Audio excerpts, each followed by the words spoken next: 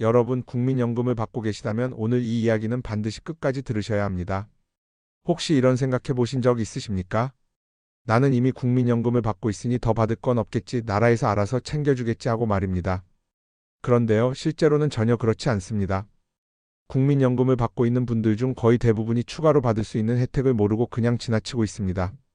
신청하지 않으면 단 한 푼도 들어오지 않는 제도들, 심지어 신청기한이 지나면 그대로 사라지는 혜택도 있습니다.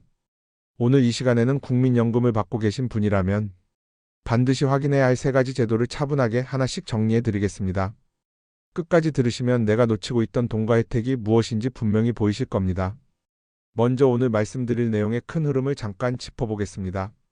첫 번째는 국민연금을 받으면서도 동시에 받을 수 있는 추가 현금성 지원 제도입니다. 두 번째는 건강보험과 관련된 의료비 부담을 크게 줄여주는 제도입니다. 세 번째는 생활비를 절약해주는 각종 감면과 할인 제도입니다.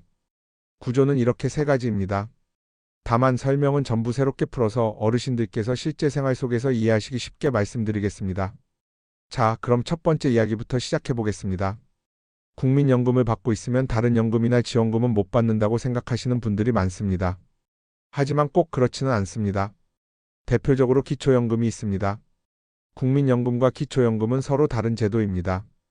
국민연금은 내가 젊었을 때 보험료를 내고 노후에 돌려받는 제도이고, 기초연금은 소득이 적은 어르신들의 생활 안정을 돕기 위한 국가지원 제도입니다. 두 제도는 별개로 운영되기 때문에 조건만 맞으면 동시에 받을 수 있습니다. 문제는 여기서 발생합니다. 많은 분들이 국민연금을 조금이라도 받고 있으면 기초연금은 자동으로 탈락된다고 오해하십니다. 그러나 실제로는 소득인정액 기준을 충족하면 일부 감액되더라도 기초연금을 받을 수 있습니다. 소득인정액은 단순히 월급이나 연금만 보는 것이 아니라 재산을 소득으로 환산한 금액까지 포함해 계산합니다. 그래서 겉으로 보기에 연금이 조금 있다고 해서 무조건 탈락하는 것은 아닙니다. 오히려 계산해보면 수급 대상이 되는 경우가 적지 않습니다. 특히 혼자 사시는 어르신과 부부가 함께 사시는 경우 기준이 다르기 때문에 정확한 확인이 필요합니다. 그리고 중요한 점은 자동 신청이 아니라는 것입니다. 직접 주민센터나 국민연금공단을 통해 신청해야 심사가 시작됩니다. 신청하지 않으면 대상이 되어도 지급되지 않습니다. 이미 국민연금을 받고 있다고 해서 기초연금이 자동으로 더해지지는 않습니다. 이 부분이 많은 분들이 놓치는 첫 번째 함정입니다. 이제 두 번째로 넘어가 보겠습니다. 건강과 관련된 혜택입니다. 나이가 들수록 병원 갈 일이 잦아지고 약값도 부담이 됩니다. 그런데 국민연금을 받고 있다는 사실이 건강보험료 산정에 영향을 준다는 점 알고 계셨습니까? 국민연금 수급액이 건강보험료에 반영되기 때문에 보험료가 올라갈 수 있습니다. 그런데 동시에 일정 조건을 충족하면 본인부담 상한제나 경감제도의 대상이 될 수 있습니다. 본인부담 상한제는 한 해 동안 병원비로 일정 금액 이상을 지출하면 초과분을 돌려주는 제도입니다. 소득 구간에 따라 상한액이 달라지는데 저소득 구간일수록 상한액이 낮습니다. 즉, 내가 속한 소득 분위에 따라 돌려받을 수 있는 금액이 달라집니다. 하지만 이 역시 자동으로 체감되기 어렵습니다. 환급 대상이 되면 공단에서 안내가 오기도 하지만 계좌 등록이 되어 있지 않거나 주소가 변경되어 있으면 놓칠 수 있습니다. 그래서 미리 건강보험공단에 본인 계좌를 등록해 두는 것이 좋습니다.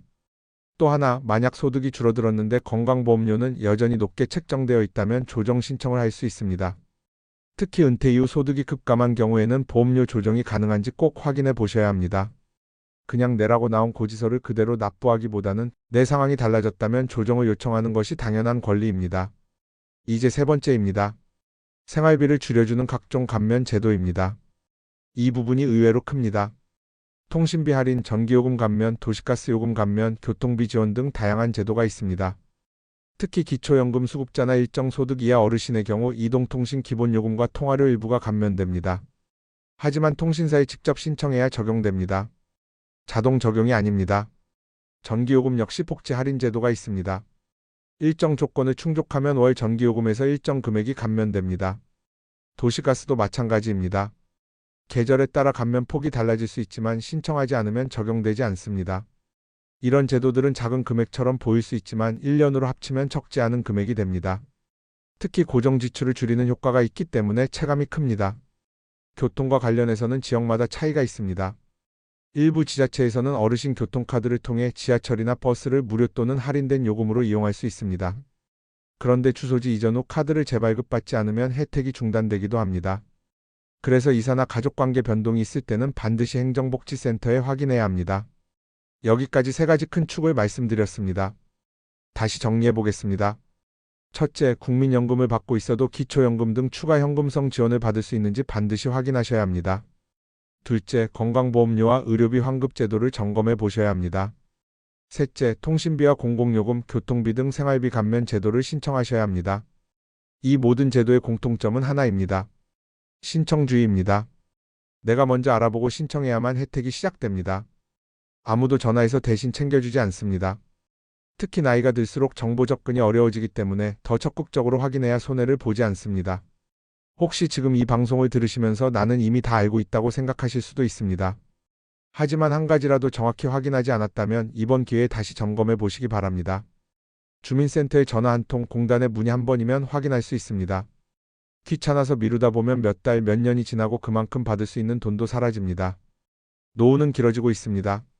100세 시대라는 말이 더 이상 낯설지 않습니다. 그만큼 매달 들어오는 연금과 나가는 고정 지출을 관리하는 것이 중요합니다. 국민연금은 시작일 뿐입니다. 그 위에 더할 수 있는 제도를 얹어야 생활이 조금 더 안정됩니다.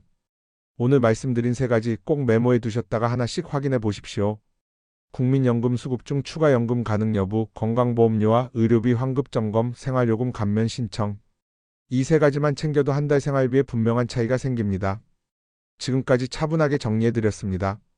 정보는 아는 사람에게만 힘이 됩니다. 오늘 방송이 여러분의 노후 생활에 작은 도움이 되기를 바랍니다. 다음 시간에도 꼭 알아야 할 제도를 쉽게 풀어서 전해드리겠습니다. 끝까지 함께 해주셔서 고맙습니다.